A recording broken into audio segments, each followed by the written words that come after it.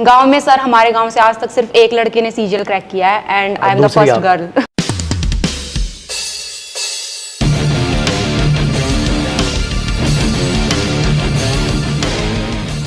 Hello my dear students, आप सबका स्वागत है एक बहुत ही बेहतरीन और एक नेचुरल इंटरव्यू में। इस इंटरव्यू में सीधी बात करने की कोशिश करेंगे और सच्चाई बताने की कोशिश करेंगे जो हमारे साथ स्टूडेंट है 2019 से, ठीक है, और जिनको पहले से पता था उनका फर्स्ट अटेम्प्ट में ही पेपर निकलेगा। मैंने हमेशा कहा है स्टूडेंट्स दो टाइप के होते हैं, एक वो जिन्हें एग्जाम देने के बाद पता लगता है कि हाँ मेरा एग्जाम अच्छा गया है, इस बार सिलेक्शन हो सकता है, तो कहीं ना कहीं उनकी प्रिपरेशन में कोई ना कोई तो कमी थी। और ना हमेशा मेरे शब्द यही रहे हैं, एग्जाम से पहले एग्जाम का रिजल्ट पता होता है। वो हमने 12th में भी घर वालों को झूठ बोल देते थे कि हमने पेपर दिया है, देखते हैं कितने परसेंटेज मार्क्स आएंगे। 12th में भी स्टूडेंट्स ऐसे होते तो बहुत ही बेहतरीन, वो बता देते थे 80 से 85% के बीच मार्क्स आने वाले हैं या 85 से 90 के बीच मार्क्स आने वाले हैं, ठीक है। तो हमारे साथ एक बहुत ही बेहतरीन स्टूडेंट जिन्हें अपना फ्यूचर पहले से पता था, जो हर स्टूडेंट को होना भी चाहिए। ग्रेजुएशन में था, क्या था, मैं सारी चीज़ें नहीं बताऊँगा, वो खुद बताएंगे, आपको ज़्यादा अच्छा लगेगा। सिंपल तरीके से मैं ये कहूँगा, इन्होंने पेशेंस रखते हुए अपने आप को सेल्फ मोटिवेट किया है। किसी के मोटिवेशन की इनकी कोई ज़रूरत नहीं पड़ी। एज अ टीचर्स, जो भी इनकी लाइफ में टीचर्स रहे, उन्होंने इनका मार्गदर्शन किया, लेकिन जब जब समय पर इनको मोटिवेशन की ज़रूरत पड़ी, इनका मोटिवेशन ये अपने आप में खुद बनी। और प्लीज़ आप भी ऐसा ही करिएगा। सो हमारे साथ हमारी बहुत ही बेहतरीन स्टूडेंट, जिन्हें अब स्टूडेंट कहने का हक परमपिता परमात्मा की दुआ से हम खो चुके हैं, क्योंकि अब वो एक ऑफिसर हैं और अब वो एक बेहतरीन रैंक के साथ ऑफिसर है। सो परमपिता परमात्मा करे बेहद जल्द ये शब्द आपके गुरु आपके लिए भी बोल रहे हो। सो हमारे पास है डिम्पल छिकारा, जो अपने कहाँ से वो बिलोंग करती हैं, क्या उनका रैंक आया है, क्या उनकी पोस्ट है, छोटा सा इंटरव्यू आपको देंगी और बहुत प्यारे प्यारे क्वेश्चन हम आपके साथ बाकी जोड़ेंगे। सो वेलकम है हमारे साथ डिम्पल छिकारा जी। बताइए बेटा, आपने क्या किया, कैसे क्या, स्टार्टिंग से छोटी सी जर्नी, आप कहाँ से बिलोंग करते हैं वो भी। Sir, first of all, thank you for inviting me on this wonderful platform. So first of all, my name is Dimple and I belong to Sonipat, and from Sonipat I belong to a very small village चिरसमी। So starting से मैं बात करूँगी तो मैं belong करती हूँ चिरसमी गांव से। तो मेरी जो 1st to 5th तक स्कूलिंग हुई है वो हुई है गांव में, गांव के स्कूल में हिंदी मीडियम से। देन 6 to 12 जो मेरी स्कूलिंग हुई है वो हुई है गन्नौर में, गन्नौर के इंग्लिश मीडियम स्कूल से। एंड 11th-12th में मेरे पास पीसीएम थी एंड स्टार्टिंग से ही जो है मैं टॉपर भी रही हूँ। और स्टार्टिंग से, इसलिए मैंने इंट्रो में बताया भी कि yes, एकदम कूल है, आप स्टार्टिंग से मेहनत कीजिए। ठीक है। एंड देन आफ्टर 12th मैंने जो है बीएससी मैथ्स ऑनर्स की है, और बीएससी मैथ्स ऑनर्स में मैंने फर्स्ट ईयर से ये डिसाइड कर लिया था कि मतलब सीजीएल करना है। स्टार्टिंग में मैंने सोचा था पीएचडी के लिए, बट फिर मुझे लगा कि नहीं, वो ज़्यादा टाइम लग रहा है, तो सीजीएल मुझे थोड़ा लगा कि हाँ सही है, टाइम में अचीव हो जाएगा। तो इसीलिए मैंने सीजीएल का गोल सेट किया कि हाँ यही करना है। फर्स्ट ईयर में मैंने मतलब सारे देखा कि क्या कुछ सिलेबस है, क्या कुछ है, मुझे कहाँ से शुरू करना चाहिए। बेसिकली बात यह है कि कहाँ से मुझे शुरू करना चाहिए। एक जो सब्जेक्ट था होते इसमें मैथ्स, इंग्लिश, रीजनिंग, वो मुझे डेफिनेट थे क्योंकि मेरे स्टार्टिंग से भी सही रहे हैं, तो वो मैं कर लूँगी। जीएस मेरी बिल्कुल वर्स्ट है जिसको मैं कहूँगी। मतलब थ्योरेटिकल पार्ट में ज़्यादा इंटरेस्ट नहीं था, मतलब क्योंकि साइंस बैकग्राउंड से हैं तो डेफिनेटली नहीं था जीएस इतनी। बस ये था जो फिजिक्स केमिस्ट्री थी वो मेरी अच्छी थी, बाकी इसके अलावा तो मुझे हिस्ट्री पॉलिटी में ये भी नहीं पता था होता क्या है। मतलब वहाँ आपने एकदम जीरो से स्टार्ट किया? बिल्कुल जीरो से स्टार्ट किया। मैथ्स इंग्लिश में स्टार्टिंग से इंटरेस्ट? इनफैक्ट मुझे जीएस में ये भी नहीं पता था सब्जेक्ट कौन कौन से होते हैं, ये मुझे कोचिंग पे आने के बाद पता चला। अच्छा ये सब्जेक्ट होते हैं, ये मुझे प्रिपेयर करने हैं, तो ऐसे था। वैसे तो मेरा मैथ्स इंग्लिश मतलब शुरू से काफ़ी अच्छा रहा है, बट फिर भी जो सीजीएल का मैथ्स इंग्लिश होता है उसके लिए मतलब काफ़ी एक्स्ट्रा एफर्ट्स मुझे लगाने पड़े। जो मतलब मेरी अब तक की स्कूलिंग थी और कॉलेज लाइफ में जो मैंने पढ़ा उससे काफ़ी अलग थी इंग्लिश और मैथ्स, तो उसके लिए तो डेफिनेटली बहुत स्ट्रगल किया। हम मैथ्स में स्टार्टिंग में मतलब मेरे को चीज़ें आती थी, पर सीजीएल की जो नेसेसिटी होती है वो ये होती है कि कम से कम टाइम में हम ज़्यादा से ज़्यादा क्वेश्चंस को सोल्व करें, तो वो नहीं थी स्टार्टिंग में। तो उसी को प्रैक्टिस से बार बार प्रैक्टिस बहुत ज़्यादा की है। एक एक बुक को पता नहीं मैंने 8-8, 10-10 बार किया होगा। भाई मैं यहाँ पर एक बात जरूर कह दूँ, देख लो इनके शब्द हैं, एक एक बुक को 8 बार किया है। इसका मतलब सिंपल एक चीज़ रखिए, जब तक आपको कई बार ऐसा एहसास होता है ये चीज़ हमें समझ आ गई, बट हमें ये समझने में इतना वक्त लग जाता है कि जो तुम्हें समझ रहे हो कि समझ आ गया, आखिरकार वो समझ आया नहीं है। समझ रहे हो जो मैं समझाने की कोशिश कर रहा हूँ आपको। सो मेरे दोस्त, एक ही किताब को ढंग से अच्छे से रिवाइज कीजिए। रिवीजन और प्रैक्टिस दो फैक्टर लेके चल यस सकते सर, हैं। कंसिस्टेंसी कहेंगे सबसे ज्यादा। कंसिस्टेंट होना बहुत बहुत ज्यादा जरूरी है। भले आप बीमार हो, कुछ भी हो, ठीक है। मतलब घर में चाहे कुछ भी चल रहा हो आपके, बट फिर भी पढ़ना है। कंसिस्टेंसी बिल्कुल मेंटेन रखनी है। ये नहीं है कि कुछ भी गलत हो रहा है आपके घर में और आप फिर भी मतलब ये सोचे कि चलो नहीं आज पढ़ाई नहीं हो पाई है, माहौल ने कल से दे नहीं, जिस दिन कुछ गलत हुआ है मतलब आपके साथ कुछ भी, तो उस दिन तो और ज्यादा पढ़ना है कि नहीं आज तो और 2 घंटे पे ज्यादा पढ़ना है। तो इस तरह की मेरी मतलब स्ट्रेटेजी रही है कि जब जब ऐसा कुछ टफ टाइम आता है ना, तो मैं और ज्यादा मोटिवेट होती थी कि अब तो और ज्यादा पढ़ना है। तो इस तरीके से मेरा रहा है। तो भाई ये वो स्टूडेंट्स ध्यान दे जो हमेशा, इवन आप लोग तो क्लासेस के लिए भी बहाना बना देते हो कि आज ये नहीं हुआ तो ये है। सो मुसीबतों का हवाला देना छोड़ दो, क्योंकि ये तो मैं कह रहा हूँ कि स्टार्टिंग से स्टूडेंट रहा, अच्छा रहा, ब्रिलियंट रहा और आगे जाके उसने अच्छा किया, लेकिन 100% है मेरे दोस्त। ठीक है, फादर साहब आपके जो है फार्मर है? फार्मर है, मम्मी हाउसवाइफ है। सो एक किसान की बेटी मजाक में तो रैंक नहीं लाती। ठीक है, अच्छा रैंक के बारे में हम पूछना भूल गए ना।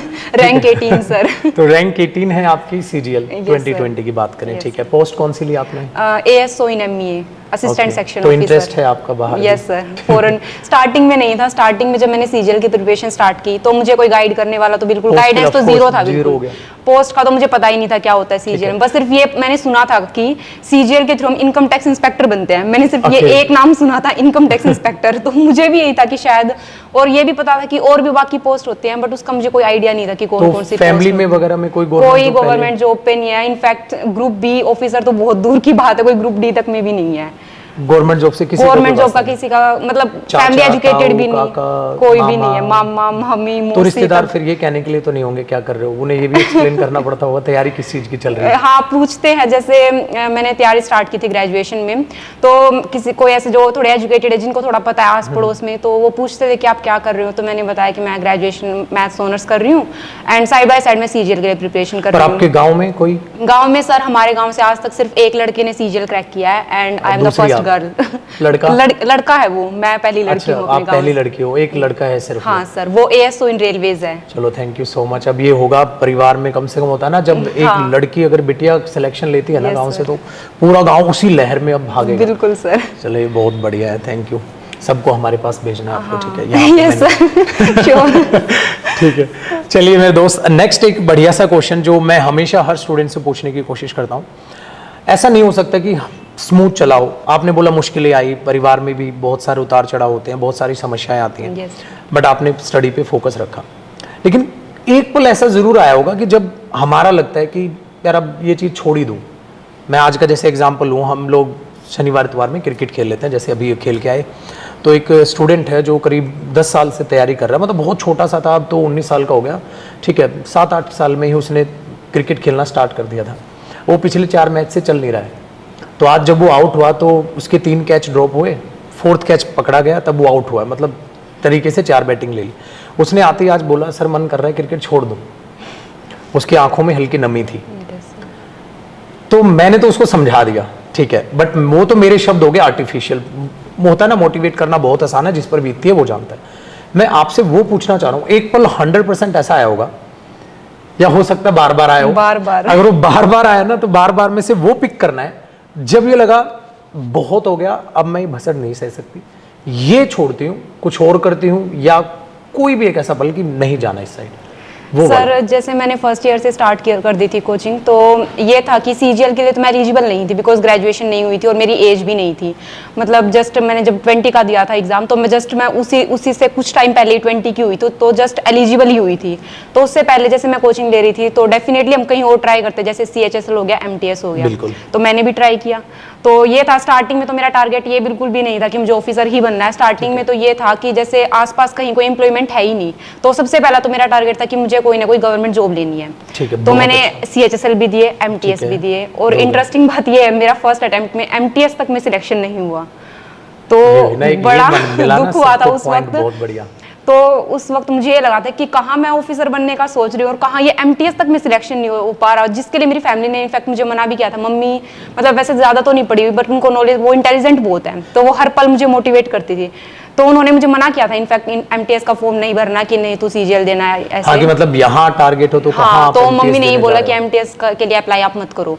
तो बट मैंने नहीं सुना कि नहीं, एटलीस्ट ट्राई तो करना बनता है। तो मैंने MTS ट्राई किया। मतलब पेपर 1 पेपर 2 हो गए थे बट सिलेक्शन नहीं हो पाया। ओके। तो उस दिन इतना बुरा लग रहा था जब रिजल्ट आया। तो मतलब मैं ये सोच रही थी कि कहाँ मैंने सीजीएल में मतलब सोच रही थी कि मैं ऑफिसर बनूंगी, इंस्पेक्टर, लाइक कुछ भी मिल जाए, और कहाँ मेरा एमटीएस तक में सिलेक्शन नहीं हुआ। तो मुझे मम्मी ने उस दिन ये कहा था कि हमें एक्चुअली वो नहीं मिलता जो हम चाहते हैं, हमें एक वो मिलता है जिसके हम असली हकदार हैं। तो तेरा एमटीएस में सिलेक्शन नहीं हुआ, अच्छा हुआ तेरा नहीं हुआ, क्योंकि अगर तेरा एमटीएस में हो जाता तो डेफिनेटली तू जॉब नहीं छोड़ती, तू पक्का इसको करती, क्योंकि अनएम्प्लॉयमेंट रेट इतनी हाई है इंडिया में, तो डेफिनेटली मैं उसको स्किप तो नहीं करती। और जॉब के साथ तेरी वो तैयारी नहीं हो पाती कि ऑल इंडिया रैंक 18 लाइक, मतलब ऐसी तैयारी तो बिल्कुल भी नहीं हो पाती। तो मम्मी ने यही कहा कि नहीं, एक दिन आएगा ऐसा जरूर जिस दिन मतलब तुझे बहुत बहुत अच्छा मिलेगा इससे। और फाइनली वो बात सच हुई है। आज फर्स्ट अटेम्प्ट में ऑल इंडिया रैंक 18 और एमटीएस में नहीं हुआ सर। और इनफैक्ट सर मेरा सीएचएसएल भी नहीं हुआ था। फर्स्ट अटेम्प्ट नहीं हुआ, एमटीएस नहीं हुआ। और उसके बाद सर मैंने तो सीएचएसएल में सेकंड अटेम्प्ट दिया, उसमें मेरा हुआ था। अभी फाइनली उसकी ज्वाइनिंग अभी पेंडिंग है, तो अभी तो वो ज्वाइन नहीं करनी है क्योंकि रिजल्ट आए काफी टाइम हो चुका है। तो मेरी फर्स्ट जॉब जो थी सीएचएसएल 2019 से मुझे मिली है। यार ये बढ़िया था भाई, ताली बजाते हैं, थोड़ी ताली, हाथ उठा लो। देखो ये कमाल था, मतलब ये मैंने इतना बड़ी उम्मीद नहीं की थी कि इतना बड़ा झटका लगा होगा। मेरा वाला होगा कि मॉक टेस्ट में नंबर नहीं बढ़ रहे सर, और मैं दिल से एकदम हार गई थी। मॉक टेस्ट में कैसे नंबर बढ़ाएं? उस वक्त तो ये लगा था कि छोड़ देती हूँ, मतलब वही बीएससी मैथ्स ऑनर्स एमएससी करके पीएचडी करनी है, क्योंकि उसमें मैं अच्छी भी थी। तो बट नहीं, फिर मेरे को लगा जब शुरू किया है तो खत्म तो करना ही है, अब इसी को करना है, चाहे कुछ हो जाए, चाहे अटेम्प्ट में 4 लगे 5 लगे कितने ही लगे, करना अब सीजीएल। अब वो बिल्कुल जिद बन गई थी, बात ईगो पे लग गई थी उस टाइम जब एमटीएस नहीं हुआ था। तो बात बहुत ज्यादा ईगो पे लग गई थी। उसके बाद मैंने मेहनत बहुत बहुत ज्यादा स्टार्ट कर दी थी। तो ये अब तो सीजीएल करना है। मतलब वो माँ का टच काम आया बहुत सर। तो मम्मी एक बार समझाना तो नहीं पड़ा होगा, बार बार जरूरत पड़ी होगी डेली शाम को? नहीं इतना तो नहीं था क्योंकि सर मैं मोटिवेटेड थी काफी, क्योंकि गांव में जो है मतलब जो लड़कियों की जो कंडीशन है ना वो कुछ ज्यादा अच्छी नहीं है। मतलब उनका ये फ्यूचर है, अगर आप पढ़, मतलब वैसे तो बहुत कम ही पढ़ते हैं, बट ये था कि हाँ लड़की है, अपना भले ही पढ़ रही है बट उसका जो फ्यूचर है वो कुछ ऐसा सेट था कि उसको घर ही संभालना है, लाइक घर का काम, भैंसों का काम, खेत का काम, यही करना है, कुछ इस तरीके का फ्यूचर सेट था गर्ल्स का। बट मुझे वो पसंद नहीं था बिल्कुल भी कि मुझे तो ऑफिसर ही बनना है। ये बात बिल्कुल स्टार्टिंग से थी मेरे माइंड में। ये हो गया, और उतने उस माहौल में रहते माहौल था कि तैयारी करो, ये वक्त बदलना है, सबसे बड़ी चीज थी ये वक्त बदलना चाहिए। जो मतलब हालात है ना आज वो नहीं रहेंगे, ये थी सबसे बड़ी बात। बहुत अच्छा आपने आंसर किया। और मेरे हिसाब से भाई अगर अब भी किसी स्टूडेंट को दिमाग में नहीं बात जाएगी ना मेरे दोस्त, तो इस इंटरव्यू का वाकई में कोई फ़ायदा नहीं। क्योंकि कई बार ये स्टूडेंट ये सुनना चाहता है कि हर इंटरव्यू को मैं भी इसको उस मोड पे लेके आऊँगा इंटरव्यू को, कि इंग्लिश की तैयारी कैसे की, मैथ्स की कि जीएस की कैसे की, रीजनिंग की कैसे की। बट इन शॉर्ट बताएं तो पढ़ाई की दिल से की। और इसके अलावा जो मैं आपको पॉइंट पहले इस इंटरव्यू में देना चाह रहा हूँ ना, प्लीज़ उन पर गौर कर लीजिएगा। खाली पढ़ने से सिलेक्शन नहीं होता, ये बात को बहुत जल्दी समझ लीजिएगा। आपको अपने लिए ही खुद टीचर बनना है, अपने लिए ही खुद आपको मोटिवेटर बनना है। पूरे गांव में इनके कोई ऐसा नहीं कि जो गवर्नमेंट जॉब कर रहा है जिसको देख लें, या प्यास पड़ोस में चलो सब कर रहे हैं आप भी कर रहे हो, उसको लीड कर रहे हो, ठीक है। लेकिन आप जहां लीडर की तरह उभर के उस विलेज से निकल के आते हो ना, बहुत टफ होता है, ठीक है, जो शायद शब्दों में दिख नहीं पाएगा। वो मैं फैक्ट बताऊं तो शब्दों में दिख नहीं पाएगा। इन्होंने बोल दिया एमटीएस नहीं निकला, सीएचएस नहीं निकला, मैंने डायरेक्ट रैंक उठाई है सीजीएल में, ठीक है, बट वो पल शायद हम एक्सप्रेस भी ना कर पाए, ठीक है। ऐसा हम किस्सा हमारे साथ सबके साथ हुआ है। चलिए भाई, अब नेक्स्ट पड़ाव है हमारा हैशटैग पड़ोसी फैक्टर, ठीक है। देखो पड़ोसी 2 टाइप के होते हैं, एक पढ़े लिखे और एक ऐसे होते हैं जिनको पता कुछ नहीं होता बट आपको ज्ञान बहुत बांटते हैं। तो जब बात हो रही थी हमारी डिम्पल से, तो उन्होंने एक बहुत अच्छा पॉइंट बताया, तो मुझे लगा ये वाला ज़रूर हमसे जो है मिस नहीं होना चाहिए, इंटरव्यू में डालना चाहिए। तो एक हैशटैग पड़ोसी हम इसको लग के डाल रहे हैं। बताना वो किस्सा जो आप बता रहे थे अभी।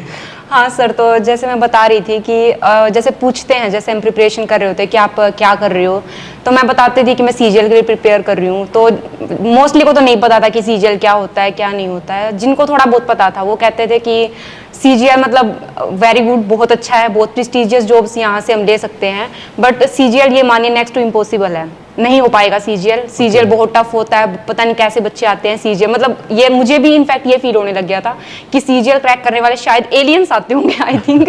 तो इस तरह की बिल्कुल मेंटालिटी बन गई थी कि सीजीएल तो नहीं होगा। पर फिर मैंने भी ये सोच लिया था कि जो हो नहीं सकता एक्चुअली में वही करना है, क्योंकि जो इजीली मिल जाए ना हमें उन चीज़ों की कदर नहीं होती। और जिस चीज़ के लिए हम बिल्कुल बहुत लड़े हैं, बहुत मुश्किलों से हमने जो चीज़ हासिल करी है, एट लास्ट हमें उसी चीज़ की बहुत ज़्यादा कदर होती है। तो बिल्कुल यही था। और जब मैंने स्टार्ट की थी कोचिंग फर्स्ट ईयर से, तो सभी यही कहते थे कि जैसे मैंने दोनों चीज़ें स्टार्ट की थी कि मतलब ग्रेजुएशन में मैं बहुत अच्छा कर रही थी और यहाँ पे भी, तो सबने ये कहा था कि मतलब दोनों चीज़ें अगर साथ लेके चलेगी ना तो किसी में नहीं होना, ना तेरी ग्रेजुएशन होगी मतलब वहाँ अच्छा। भी नहीं हो पाएगा तो और इसमें यहाँ भी पड़ोसी के नहीं साथ साथ फ्रेंड्स भी इन्वॉल्व थे? मोस्टली बोल देते हैं। ये कॉमन सलाह।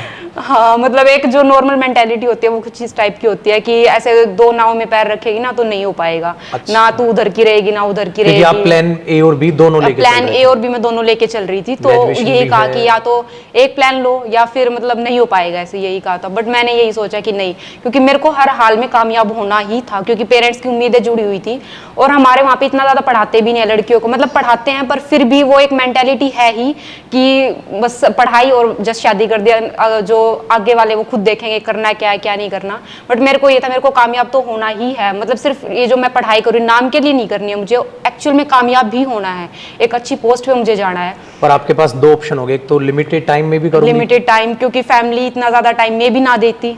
हाँ, नहीं बट आपने जैसे बताया, भगवान करे सबके माँ बाप sir. ऐसे ही बने, क्योंकि हम कह देते हैं बट मेरे दोस्त माँ बाप अच्छे भी होते हैं, माँ बाप बुरे भी होते हैं, अच्छे टीचर भी होते हैं, बुरे टीचर भी होते हैं, अच्छे दोस्त भी होते हैं, बुरे दोस्त भी होते हैं, ये फैक्टर है।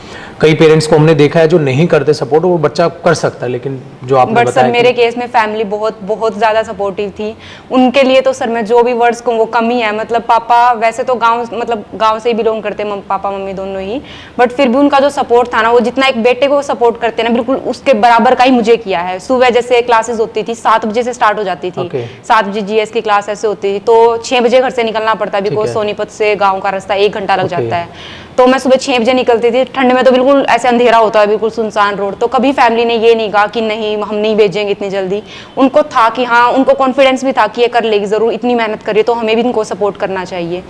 और एक ये भी था, गाँव से कनेक्टिविटी नहीं थी, तो डेली सुबह छोड़ के आना, मतलब सुबह छोड़ के आएंगे। पिताजी किया करते थे ये चीज? पिताजी भी और भाई भी दोनों ही। तो मतलब ये कह सकते हैं डेली की डेली एक मोटिवेट तो हाँ, आपको कर ही डेली रहा है डेली ये कहीं ना था कि फैमिली इतनी मेहनत कर रही है तो डेफिनेटली मैं कहीं पे भी लैक नहीं कर सकती। और फिर शाम को जैसे आती थी, कई बार जैसे कॉलेज में भी 5 बजे तक होता था, तो कभी कॉलेज से आती, कभी कोचिंग से आती, तो शाम को फिर लेने आते। उनको कहीं जैसे काम से बाहर जाना पड़ेगा तो उन्होंने वो भी पोस्टपोन किया कि नहीं, डिम्पल की पढ़ाई ज़्यादा ज़रूरी है, वो इतना मतलब कर रही है तो हमें भी करना है। तो वो भी है कि शाम को फिर लेके आते। कई बार मैं जैसे जल्दी क्लासेस हो जाती तो मैं जल्दी भी आती, तो उस टाइम भी पेरेंट्स बिल्कुल अपना काम छोड़ के मतलब मुझे फर्स्ट प्रायोरिटी पे रखा हमेशा, कि जब ये इतना मतलब उनको था कि हाँ ये कर लेगी कुछ ना कुछ जरूर अच्छा। बट वो आपने प्रूव भी तो किया। Yes, आज जिस बच्चे को ये कहना पड़े थोड़ा आराम भी कर लो तो obviously हाँ, बात है। बिल्कुल। ये नहीं, चलो मतलब ये कह सकते हैं एक घर परिवार एक छोटा सा दायरा जिसमें आपका परिवार है, आप हैं, बहुत अच्छे से चल रहे हैं और नेगेटिव एनर्जी को आने नहीं दी। बिल्कुल सर, ये कह सकते हैं ना, चाहे वो पड़ोसी हुआ, चाहे वो कोई भी कोई भी हो, है, नेगेटिव को तो बिल्कुल आने ही नहीं दिया। पेरेंट्स बिल्कुल ये थे कि नहीं मतलब तू पढ़ आराम से, हम देख लेंगे जो भी है। जो भी है। और एक ये भी था प्रिपरेशन के टाइम, जैसे मैंने लाइब्रेरी ज्वाइन नहीं की थी, क्योंकि जैसे ग्रेजुएशन में तो मैंने कोचिंग अपनी सारी कंप्लीट कर ली, सब मास्टर्स मैंने डिस्टेंस से करी है, क्योंकि मेरे को ये फील हो गया था थोड़ा सा कि CGL अगर मुझे करना है तो मुझे इसको टॉप प्रायोरिटी पे रखना होगा। तो बिल्कुल जैसे MSc मैंने करी है, वैसे तो बहुत अच्छे से करी है, बट उस टाइम पे वो सेकंड प्रायोरिटी थी मेरी, फर्स्ट प्रायोरिटी जो थी वो CGL थी। तो उस टाइम घर पे थी, तो घर पे जैसे वैसा माहौल नहीं है कि बिल्कुल शांत हो, तो नॉइज बहुत ज्यादा होते हैं, डिस्टर्बेंस, कभी कोई इधर से म्यूजिक बजा रहा है, कभी कोई उधर से, तो ये डिस्टर्बेंस बहुत ज्यादा थी। तो बट उस टाइम यही था कि मुझे फोकस्ड रहना है, चाहे कहीं से कितनी भी डिस्ट्रैक्शंस क्यों ना आ रही हो। मुझे मेरा जैसे वो अर्जुन थे ना महाभारत में, कि वो बिल्कुल मछली की आंख उनको दिख रही है, वहीं पे निशाना लगना चाहिए, भले ही डिस्ट्रैक्शंस इधर उधर कितनी ही क्यों ना हो। तो मेरा भी सेम ऐसा ही था, भले ही मेरे आसपास कितने भी लाउड नॉइज में म्यूजिक चल रहा है, कुछ भी चल रहा है, पर मुझे फोकस्ड रहना है, मॉक टेस्ट करना है तो बिल्कुल उसी में लगे रहना, भले ही कोई आके कुछ भी कह रहा है, मुझे ध्यान ही नहीं देना उस चीज पे। तो ये भी गई नहीं आप, मतलब लाइब्रेरी नहीं ज्वाइन? लाइब्रेरी मैंने ज्वाइन नहीं की। वैसे पेरेंट्स ने कहा था कि अगर तुझे लगता है लाइब्रेरी ज्वाइन कर ले तो कर ले, कोई नहीं हम कर लेंगे एडजस्ट, सुबह छोड़ के आना देन शाम को लेके आना, पर मुझे ऐसा लगा कि नहीं, पेरेंट्स बहुत ज्यादा परेशान हो जाएंगे, पहले से बहुत ज्यादा है ऑलरेडी, मतलब बहुत कुछ कर रहे हैं, तो मुझे लगा कि नहीं, मैं घर पे रह के जैसा भी मुझे है मैं मतलब एडजस्ट कर लूंगी उसको। तो मैंने घर पे ही तैयारी की है। अच्छा किया। तो भाई आप लोग भी प्लीज घर को मंदिर बनाने की कोशिश करें और घर को ही लाइब्रेरी बनाने की कोशिश करें, और घर वाले अगर सपोर्ट ना करें तो प्लीज उन्हें समझाने की कोशिश करें। और डिम्पल का आप एग्जाम्पल दे सकते हैं, क्योंकि इन्होंने सिंपल शब्दों में ये बोला है, मेरा परिवार है जिसके सहारे मैं हमेशा रही हूँ और उसी ने मुझे आज यहाँ तक पहुँचा है। सो ये फैक्टर प्लीज़ आप याद रखिएगा और अपनी फैमिली वालों को भी इंटरव्यू दिखा दीजिएगा अगर आपके माँ बाप सपोर्ट नहीं करते हैं तो उस फैक्टर में, क्योंकि जब जब आप डाउनफॉल पे जा रहे होते हैं ना, कोई मोटिवेशनल वीडियो काम नहीं आती मेरे दोस्त, लिख के ले लीजिए। जो माँ बाप होते हैं ना या भाई बहन होते हैं, जब वो डायरेक्ट आपको बोल रहे होते हैं ना, क्योंकि वो उतना नज़दीक से सिर्फ वो आपको जानते हैं, आपकी हिडन जो है ना काबिलियत, वो उसको वो जानते हैं। सो वो आपको बहुत बेहतर मोटिवेट कर सकते हैं। सो प्लीज़ अपने घर वालों से जितना टच में रहें, जितना ज़्यादा इमोशनली भी, ठीक है, आप जितना ज़्यादा उनसे टच में रहेंगे ना, उतना ही बेहतरीन आप रिजल्ट लाइफ में, खाली जो भी नहीं, लाइफ में बहुत उतार चढ़ाव आएंगे। अभी भी लाइफ ये नहीं कि स्मूथ जाएगी, अभी जॉब्स में भी कुछ ना कुछ आने वाला है। तो हमेशा रखिएगा, मुसीबतों को कभी टालना नहीं, उनको फेस करना है। सो डिम्पल, अब तैयारी के बारे में बताइए, कैसे तैयारी स्टार्ट की? मतलब पहले से सेल्फ स्टडी के बारे में सोचा या कोचिंग की बारे में ही डायरेक्ट सोचा? कैसा क्या पॉइंट था आपका उस बारे में? सर स्टार्टिंग में मैंने फर्स्ट ईयर जैसे हाफ कंप्लीट हो गया था, तो मैंने सोचा कि किसी इंस्टीट्यूट को ज्वाइन करती हूँ। जैसे खुद से करने में ये होता है कि हमें चीज़ों का पता नहीं होता ज़्यादा, तो हम करते चले जाते हैं, ये नहीं पता होता कौन सी चीज़ कहाँ तक करनी है, कितनी करनी है, कौन C paper point of view से इंपॉर्टेंट है, कौन सी नहीं है। तो इसलिए मैंने मतलब डिसाइड किया कि कोचिंग करनी है। तो मैंने एक लोकल इंस्टीट्यूट ज्वाइन कर लिया सोनीपत में ही। बट मुझे जैसे कुछ टाइम बाद ऐसा फील हुआ कि वो जो है हरियाणा बेस्ड एग्जाम्स को ज़्यादा कवर कर रहे हैं। मुझे ऐसे टीचर्स की तलाश थी जो स्पेशली सीजीएल को फोकस करे, क्योंकि मेरा टारगेट स्टार्टिंग से ही सीजीएल था।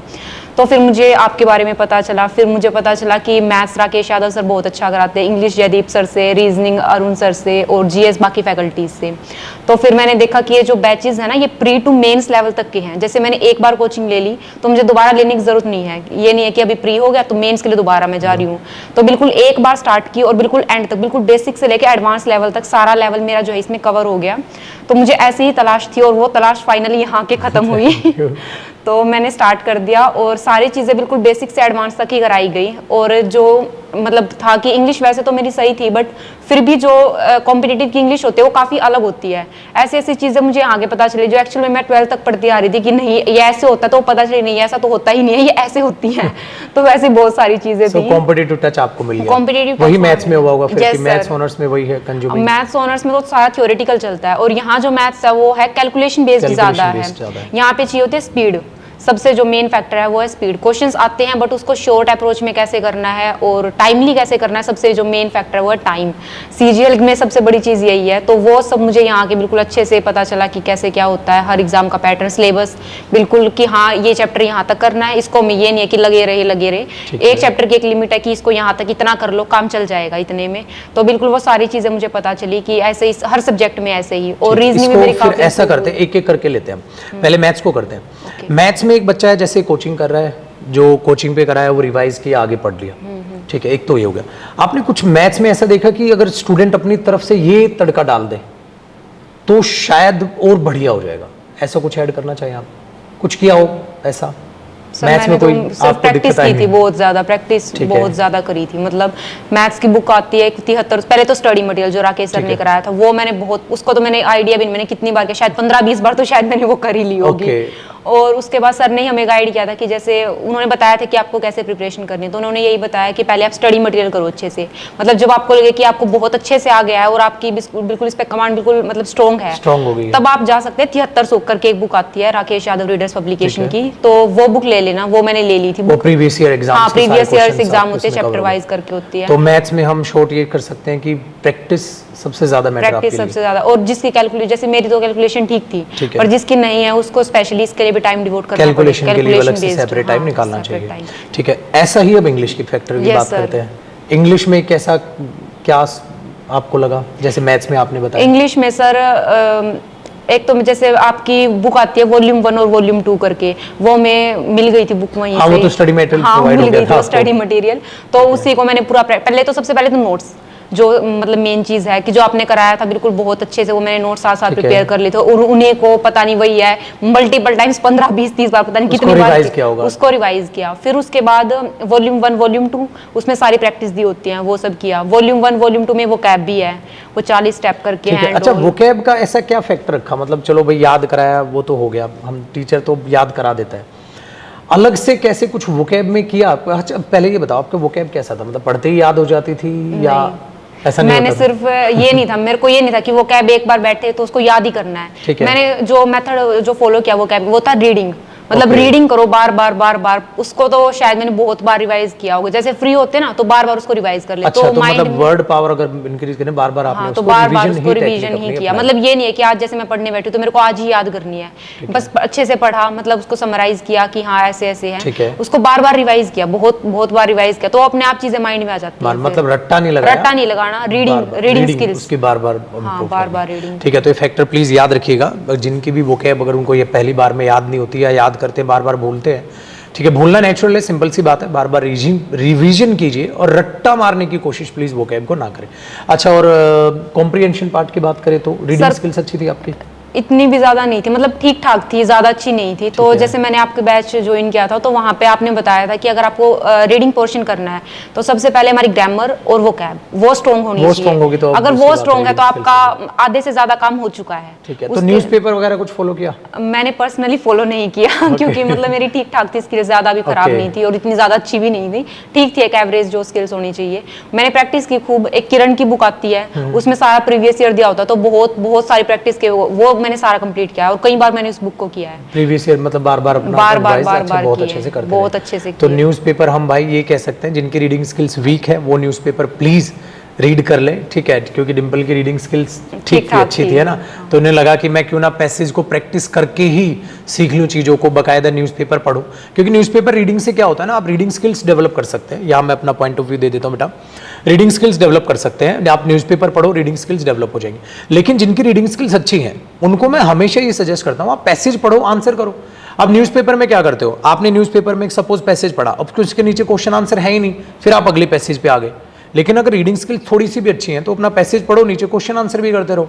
सो बाकायदा आप डेली अगर न्यूज़पेपर पढ़ रहे हो रीडिंग स्किल्स के इंप्रूव करने के लिए तो भले ही न्यूज़पेपर पढ़ो, अगर जरा सी भी रीडिंग स्किल है सो प्लीज़ क्यों ना भाई साहब 200 250 300 पैसेज ही सोल्व कर लो, रीडिंग स्किल्स भी साथ साथ क्वेश्चन आंसर भी आप कर लोगे। तो ये बात अपना पॉइंट याद रखिएगा।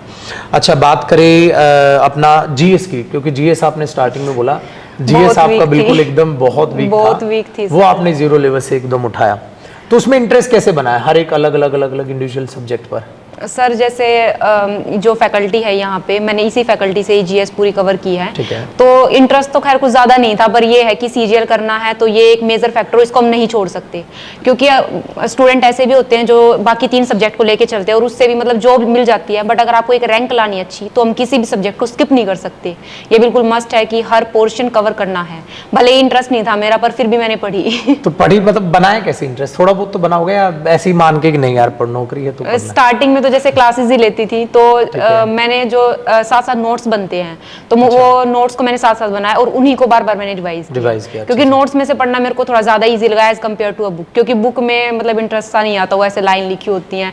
नोट्स में ये होता है कि हम अपने हिसाब से चीजों को लिखते हैं, स्क्रीन पे फोकस कर रहे हो, ये कह सकते हैं। तो ये कह सकते हैं, तो उन्हीं नोट्स को मैंने बार बार रिवाइज किया और मैंने कोई भी बुक वगैरह ऐसे फॉलो नहीं की जीएस के लिए, सिर्फ जो हर सब्जेक्ट के मैंने सेपरेट नोट्स बनाए, जैसे हिस्ट्री होगी, पॉलिटी हो गया, हर चीज होगी, इन्हीं को बार बार इन्हीं को स्टडी किया। सो अगर हम सम अप करें तो अच्छे से नोट्स, अच्छे से रिवीजन, बहुत अच्छे से प्रैक्टिस, रिवीजन बहुत करो, जितनी कर सको उतनी रिवीजन करो, हो जाएंगी चीजें कवर। ठीक है। और एक मैंने इसके अलावा स्टैटिक जीके के लिए मैंने लूसेंट और अरिहंत से ही वही किया है। 2 फैक्टर ये आए आपके, ठीक है। सो डियर, अब हम स्टार्ट कर रहे हैं एक छोटा सा रैपिड फायर डिम्पल के साथ। आपको इंटरेस्टिंग क्वेश्चंस भी मिलेंगे और आपसे रिलेटेड भी क्वेश्चन मिलेंगे। सो पहला क्वेश्चन है, पहले रेडी हो आप एकदम तैयार? सो पहला क्वेश्चन कि आपको मॉर्निंग में पढ़ना पसंद है या रात वाली पढ़ाई? सर मुझे पर्सनली मॉर्निंग में पढ़ना ज़्यादा पसंद था, क्योंकि मॉर्निंग में माइंड मतलब सही होता है, आप नींद से सो के उठते हो तो सही लगता है। बाकी रात में भी जैसे स्टूडेंट्स को जिनको अच्छा लगता है उनको पढ़ना चाहिए, बाकी मुझे पर्सनली दिन में पढ़ाई और मॉर्निंग वाली पढ़ाई ज़्यादा सही लगती है। ठीक है। अच्छा, रात की नींद पूरी 8 घंटे की सोती थी या नहीं? सर डिपेंड करता है टाइम टू टाइम, जैसे किसी टाइम पे एग्जाम्स चल रहे हैं तो ज्यादा भी पढ़ना पड़ता है, तो उस टाइम पे नींद कम की, मतलब नींद सैक्रिफाइस करनी पड़ी। और कई बार जैसे ये होता है कि स्मूथली चल रहा है, आपका सिलेबस अच्छे से हो रहा है, आपके जो डेली टारगेट मैंने सेट किए थे वो कंप्लीट हो रहे हैं, तो फिर मैं मतलब सही से सो भी जाती हूं। भाई देखो, रैपिड फायर सेलिब्रिटी वाला नहीं है, ऑफिसर वाला है, तो सेलिब्रिटी वाली लुक ऑफिसर में ना ढूंढे। रैपिड फायर मतलब 10 सेकंड का रहेगा। अच्छा, आपकी फेवरेट मूवी? ध्यान नहीं है सर। देखो, ये नहीं सोच सकते हो, बना भी सकते हो, क्योंकि 2 होती है फेवरेट, एक होती है बताने वाली, एक होती है होने वाली। ऐसी कोई नहीं है सर। हाँ, बताने के लिए हम ऐसे ही बोल देते हैं 3 इडियट है, लगा ठीक ठाक, जबकि होता है ऐसा कुछ है नहीं रियल लाइफ में 3 इडियट वाला। तो फिर भी कोई भी एक ऐसी मतलब जो लगी हो कि ये मूवी थोड़ा सा ठीक है, जिसने मोटिवेट किया हो? सुपर 30 मूवी है एक, उसने आपको हाँ motivate उसमें किया? मेरे को लगा थोड़ा अच्छा सा कि लगा। हाँ देख कैसे इंस्पायरिंग वाली ऐसी फीलिंग आ रही थी उसमें ऋतिक की कि कितना acting भी स्ट्रगल अच्छी किया है, मतलब तो डेफिनेटली अगर हम क्योंकि करेंगे वो तो हम रिलेट ये- करते हैं आप फिर स्टूडेंट्स के Yes, साथ, ऑफ sir. कोर्स है वो रिलेट करते हो आप लोग। Yes sir. हाँ ये कह सकते हैं। सो भाई केजीएफ वालों थोड़ा प्लीज अपनी फेवरेट मूवी अच्छी करो, ठीक है।